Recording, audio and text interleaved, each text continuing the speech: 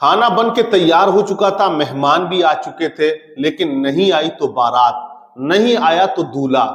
آپ اندازہ لگا سکتے ہیں کہ اس باپ کے دل پر کیا گزری ہوگی جب لڑکے والوں کی طرف سے یہ خبر آئی ہوگی کہ بارات نہیں آئے گی، ہم تمہاری لڑکی کو لے کر نہیں جائیں گے، ہم بارات لے کر نہیں آئیں گے۔ سنبھل ضلع کا یہ معاملہ ہے، وہاں پر لڑکے نے ڈیمانڈ کر دی خاص بارات والے دن کہ مجھے کار چاہیے جہیز میں۔ اب آپ دیکھیے غریب باپ کہاں سے کار کا انتظام کرے۔ کار دینے سے باپ نے انکار کر دیا کہ میری حیثیت، یہ میرے پاس اتنا پیسہ نہیں ہے کہ میں آج ہی کے آج آپ کو کار دے دوں۔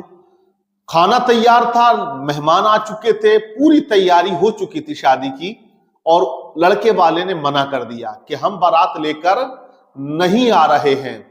دلہن جو تھی، جو لڑکی تھی، وہ بڑی مایوس بیٹھی ہے، تمام گھر والے مایوس ہیں، تمام رشتہ دار مایوس ہیں۔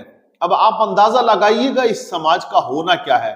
یہ کہاں جا رہے ہیں؟ بھیک منگے لوگ جو لڑکی والوں سے ڈیمانڈ کرتے ہیں، مانگ کرتے ہیں، ہاتھ پھیلاتے ہیں، شادی والے دن یا شادی سے 2-4 دن پہلے اکثر ایسی ڈیمانڈیں دیکھنے میں آتی ہیں کہ لڑکے والوں کی طرف سے کی جاتی ہیں۔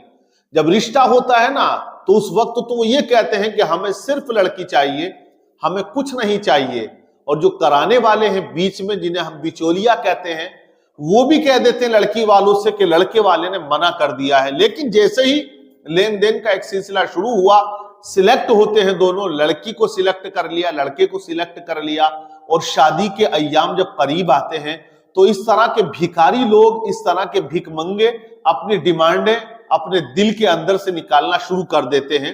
کبھی وہ کچھ مانگتے ہیں، کبھی کپڑا مانگتے ہیں، کبھی جوتا مانگتے ہیں، کبھی پیسہ مانگتے ہیں۔ نیچتا آپ دیکھ سکتے ہیں کتنی مانسکتا گھٹیا ہے ان لوگوں کی جو کپڑے تک اتنی ڈیمانڈ کر دیتے ہیں لڑکی والوں سے کہ جس کا آپ اندازہ نہیں لگا سکتے۔ بالکل یہ سراسر غلط ہے۔ اسلام کے اندر ان چیزوں کا کوئی کانسیپٹ نہیں ہے، کوئی جگہ نہیں ہے ان باتوں کی، ان چیزوں کی۔ لیکن اب آپ دیکھیے اس لڑکی کے دل پر کیا گزرے گی، اس کے باپ کے دل پہ کیا گزرے گی کہ ہمارے یہاں شادی کا دن آ گیا، وہ خوشیاں آ گئی کہ ایک باپ بڑی شادمانی میں ڈوب کر بیٹی کی شادی کرتا ہے، اور بڑے دکھے دل کے ساتھ میں وہ اپنی بیٹی کو رخصت بھی کرتا ہے ایک اجنبی کے ہاتھ پر۔ اور پھر اس طرح کے حادثے جب دیکھنے میں آتے ہیں نا زمانے میں تو بڑا افسوس ہوتا ہے، بڑا دل دکھتا ہے کہ انسان نہیں ہے بلکہ یہ حیوان سے زیادہ آگے بڑھ گیا۔ آپ نے اگر ڈسکوری چینل دیکھے ہو تو اس میں آپ نے دیکھا ہوگا کہ جب جنگلی بھینس کو ایک ٹائیگر یا شیر حملہ کرتا ہے نا تو تمام یونٹی کے ساتھ میں وہ تمام بھینسیں آ کر اس ٹائیگر کا، اس چیتے کا، اس شیر کا مقابلہ کرتی ہیں۔ وہ اپنے کے لیے مرتی ہیں، اپنے کے لیے جان چھڑک دیتی ہیں، وہ چھڑا لیتی ہیں اس کو۔ تو جنگل کے اندر ہم دیکھتے ہیں جانوروں میں بھی محبت ہے، لیکن آج کیا انسانوں میں محبت ختم ہو چکی ہے؟ آج جو بیٹا کہتا ہے کہ مجھے کار چاہیے، آج جو کہتا ہے کہ مجھے یہ چاہیے وہ چاہیے، ارے تو انسان ہے نا، انسان پیدا ہوا ہے تو تجھے انسانیت کے ناطے ایک ہمدردی رکھنی چاہیے انسان کے لیے۔ یہ کون سی بات ہے بھائی کہ بارات والے دن کار کی ڈیمانڈ کی جا رہی ہے؟ یہ کون سا کانسیپٹ ہے؟ کہاں سے لے کر آئے ہو؟ اگر آپ کو کار ہی چاہیے تو آپ کار سے شادی کریے نا، آپ کمائیے اپنے بازو پہ بھروسہ کر کے، آپ اپنے اندر اتنا ٹیلنٹ لے کر آئیے کہ آپ خود کما کے کار لے کر آئیں اور اس کار سے شادی کر لیں، اسی سے ایجاب و قبول کر لیں اور اسے اپنے گھر میں رکھیں۔ کیا لڑکی کی ضرورت نہیں ہے؟ کیا بیوی کی ضرورت نہیں ہے؟ کیا کسی گھر کو عورت کی ضرورت نہیں ہے؟ ہر گھر کو عورت کی ضرورت ہے۔ آج دیکھیے ایک لڑکا کار مانگتا ہے، اب وہ اپنی بہن کی شادی کرتا تو وہ بھی کار دیتا ہے۔ تو یہ لین دین کا جو سلسلہ چلا ہوا ہے نا، یہ بہت نہایت گھٹیا ہے۔ الگ بات ہے کسی کے پاس دولت ہے، خوشی کے ساتھ میں وہ اپنی بیٹی کو دے رہا ہے، حالانکہ اسلام نے یہ کہا جہیز آپ دیتے ہو، اس کے بارے میں قیامت میں تم سے کوئی سوال نہیں ہوگا، کوئی حساب نہیں ہوگا، تم نے کتنا جہیز دیا کتنا نہیں، کچھ نہیں پوچھا جائے گا۔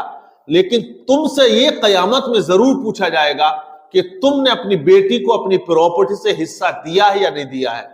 تو اسلام نے حصہ رکھا ہے بیٹی کا، لیکن آج لوگ حصہ نہیں دیتے ہیں، بالکل نہیں دیتے، ختم کر دیتے ہیں۔ اور کہیں اگر لڑکی زبان سے یہ نکال دے مجھے اپنے باپ کی پراپرٹی سے حصہ چاہیے، تو اس میں لوگ پھر اس کو کہتے ہیں کہ ہمارا تیرا کوئی تعلق نہیں، تو ہمارے گھر نہیں، ہم تیرے گھر نہیں، کبھی تو نہیں آ سکتی ہے۔ یہ تمام وہ چیزیں ہیں جس کو دیکھ کر بڑا افسوس ہوتا ہے کہ یار لڑکی بڑے ارمانوں سے باپ پالتا ہے، پروان چڑھاتا ہے، اور پھر اس کے بعد یہ ہوتا ہے کہ ایسے بھیک منگوں کے یہاں جب شادی ہو جاتی ہے، فقیروں کے یہاں، بھکاریوں کے یہاں، اور وہ پھر کہتے ہیں برات والے دن ہمیں یہ بھی چاہیے وہ بھی چاہیے، تو واقعی بہت دکھ کی بات ہے۔ کیا کہیں گے ایسے بھکاریوں کے لیے انہیں کہاں جانا چاہیے؟ مسجد کے دروازے پہ جانا چاہیے نا، پھیلا لیں جھولی، کہیں درگاہ پہ جا کے جھولی پھیلا کے بیٹھ جائیں، بھئی ہمیں جہیز میں کار چاہیے تھی نہیں ملی، ہمیں گاڑی چاہیے تھی نہیں ملی، تو انہیں جو ہے چلے جانا چاہیے، نکل جانا چاہیے جھولی لے کے، مسجد کے دروازے پہ بیٹھ جائیں اور بھیک مانگنا شروع کر دیں۔ شرم آنی چاہیے، نہایت گھٹیا بات ہے اور یہ گھٹیا کام ہوتے ہیں۔ آپ لوگ کیا کہیں گے ایسے لوگوں کے لیے؟ ضرور بتائیے گا اپنی رائے دے کر۔